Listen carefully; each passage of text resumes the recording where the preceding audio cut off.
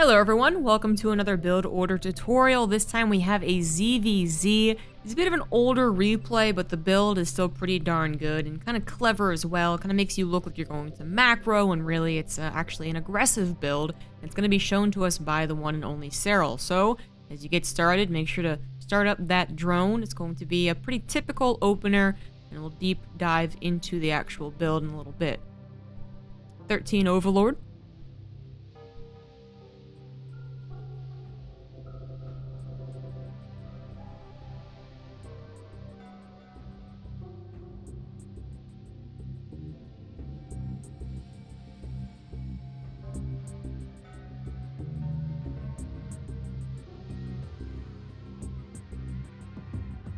Send a drone down to the natural.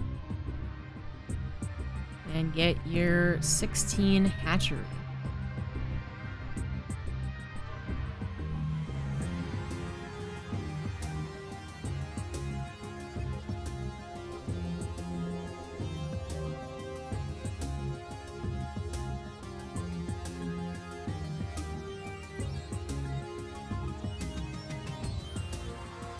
$18 extractor. The next drone is 17 pool. As a reminder, when it comes to Zerg builds, generally when I'm not speaking, it's a good guess that you should be droning.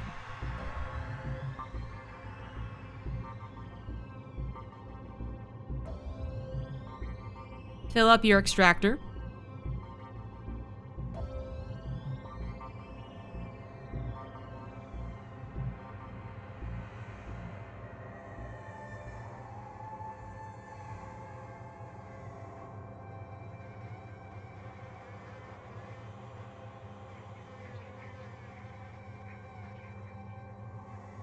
Start rallying your drones down to the natural. Your natural finished and your spawning pool as well. Start up 2 queens, an overlord, and 2 sets of lings. About now you should have 100 gas, so go ahead and start up ling speed, and then take one of the drones off of the extractor.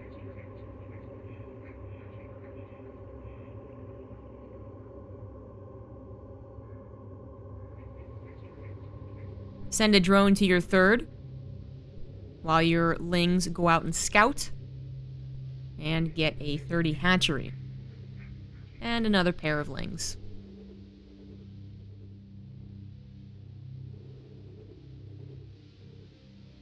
You should see your opponent's hatchery as well. Get an overlord. From here on, just try to remember not to get supply blocked. Start up another queen.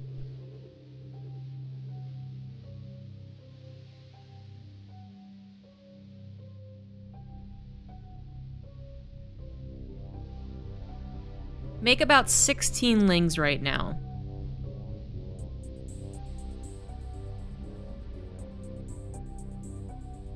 And grab a baneling nest.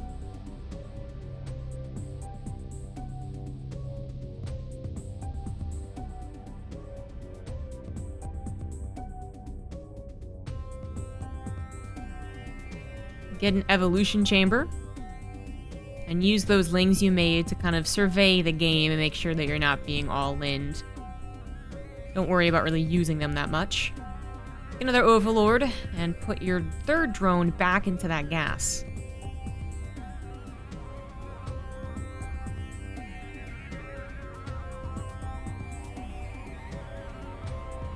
You can use one of your queens to push off an overlord if it's in reach. About now, start up your +1 Carapace.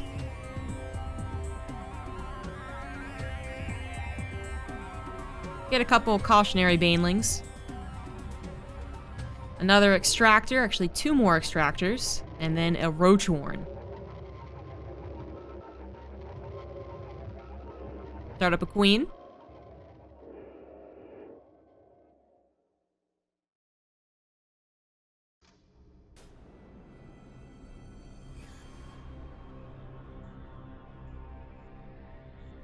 Fill up your extractors. Get about 16 more lings. Get 3 overlords. We're about to build roaches. Make sure you're injecting.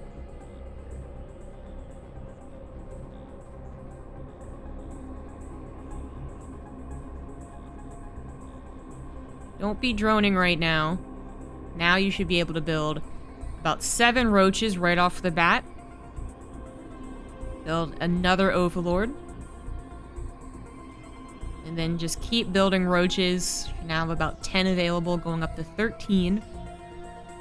Whatever larva and gas you have. And then once you have that many roaches, go into ling production. You should have used up all of your gas at that point. And just flood with lings now. Your attack should be hitting and starting to hit, rather, around 5:30 if you've done everything correctly. You want to build a couple extra banelings, especially if they're doing a ling-only defense. And if you do find it good to do, you could also start up some ravagers, but you are trying to hit as fast as possible. So first and foremost, look at that timing for the hit at 6 minutes or around that time with the roaches, and then just flood more lings. If you need to reconsider your attack, that's when you reconsider getting maybe ravagers or more banelings. Behind this, if you're not winning, then go start +1 melee. Get a couple extra queens. If they're going for mutas, those queens are very important. If they're not going for mutas, maybe just try and see how much you can get away with on the macro front, or hopefully you've already won. That's the hope. Now on to the build discussion. The strengths of the build, you can hide the build, so it kind of looks like a +1 missile is coming out from the evolution chamber, as that is the typical ZvZ opener is 3 hatch versus 3 hatch, ling speed versus ling speed, couple of banelings, and then you both start evolution chambers kind of quickly to start up +1 missile, and the roach warren can come down a bit later. This is actually Carapace, and that's going to affect both your roaches and your lings when you do an all-in. You can win the game easily. If your opponent's like, oh, they're just going for +1 missile, I can do whatever I want, or close enough to it, and they don't build any roaches, they try and be as greedy as you are, then you can just win the game straight up, as with a lot of all-ins, honestly. This can transition somewhat, thanks to that Carapace affecting both of the unit upgrades. Depending on what you've seen and how the situation is going, you can go into the +1 melee, you can go into +1 missile, you could add on more queens or add on more roaches, but you are probably going to be choosing the ground path. Going into mutas after this doesn't really time out too well. And +1 Carapace will help your lings against banelings, so this is one of the oldest bits of knowledge in StarCraft, honestly, but that baneling will one-shot your lings if your lings don't have a Carapace upgrade. If your lings do have a Carapace upgrade, they survive, although not much left over, but they do survive. And then, of course, your opponent's banelings actually have +1 melee, then it, evens out again. You get the picture. The +1 Carapace gives you an extra life in case you are prone to miscontrolling your lings. The weaknesses of the build here. Transitioning can be tough depending on how the opponent defended. So in the game that we saw, Lambo was building up spine crawlers and going into mutas, but he lost a third and he was losing drones, so he was probably pretty dead. Absolutely. But if you don't do as much damage, maybe you get the third but not a lot of drones, then the mutas can start taking over the map and it makes it a bit complicated. That's where the queen defense comes in. You gotta race up to lair while defending. You get the picture. The follow-up is possible, but you do want to have a handle on ZvZ in general to actually have a decent follow-up. If you're still trying to figure out the game as a whole, then, well, just hope the all-in wins, I guess. It misses the +1 missile to reduce ling kill shot with roaches, so the +1 Carapace, a very important kill-hit difference when it comes to banelings versus lings, as in an upgrade can make or break the death of a unit.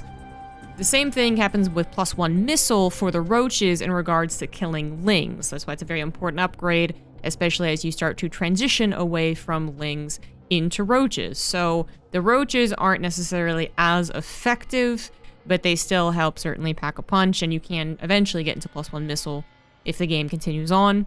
And the most obvious weakness is that you do have a late layer, so if these things don't quite win you the game, you don't have easy access to Hydras or additional upgrades.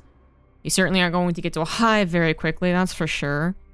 And you are going to be just kept on that lower technology, very defensive style, as your opponent either has defended very well and is continuing the game in a better position, or is perhaps reeling, but then takes back that map control with mutas, for instance. So the late layer can be kind of a bother. Now we can talk about some tips and tricks to help you out in your game. Build a second Roach Warren at a more typical time in a more typical place. So that first Roach Warren that we put down at 415, I believe it was, you can put that in the back of the main even, where Lings are not easily going to scout it.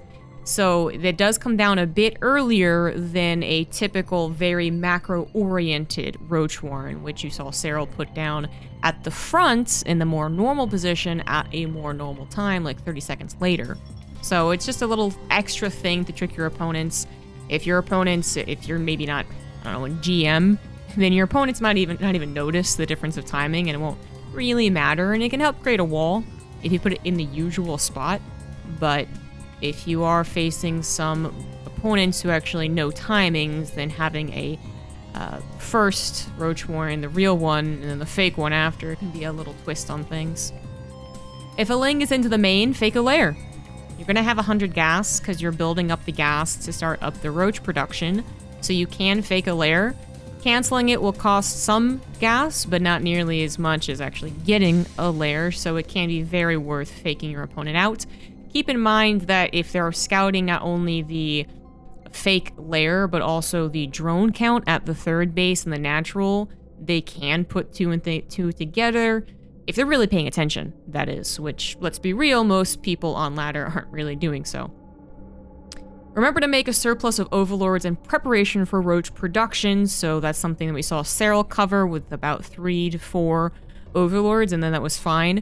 Roaches are a huge supply suck, and the Lings a little less so, but you still, the last thing you want is to be ready to hit this at an exact timing and then go, oh shucks, I have 400 extra minerals because I didn't build those overlords, and I can't reinforce my all-in. Make sure to continue scouting. Knowing their lair time, it can tell you how viable your attack will be. So, you know, in that game, we saw Lambo was going for a quicker lair, a quicker muta style, which can help your attack, especially if they don't scout that you are, in fact, attacking soon, because then their spine crawlers aren't done, and it's an easy victory. Even if the mutas do pop, they're going to be so dead it doesn't matter. But, you know, sometimes it also goes in the reverse, where they scout it just in time, and the mutas can actually work out. Anyways. That lair, if it's also not started for your opponent, if you're not starting your lair because you're setting up for your own all-in and you get into their main and see that they're also not getting a lair, well, start to question things. They might actually either be going for the same all-in, which would be kind of funny, but they could, or they're just simply staying on a hatchery tech because they think something is coming. And then if you see that, and you see a bunch of their own roaches and lings pop, maybe you can try and control the pacing of the game and go, okay, I'm not going to do it. I'm just going to drone. And then fake them out. But that, again, has to go with knowing a general bit about ZvZ, which is a very almost feeling style kind of matchup, where you really have to be in the battlefield to feel the pacing of the battlefield to be an excellent ZvZer. But this build should hopefully get you started to understand Zerg versus Zerg. Hopefully gives you a really nice little timing attack to make some ZvZs easier than others, because let's be real, sometimes it's not the funnest matchup on ladder. And in general, I hope it has helped you guys improve StarCraft, in your StarCraft games rather. And I look forward to building more build order tutorials for you guys. So go out there, have fun, good luck on the ladder, and see you next time.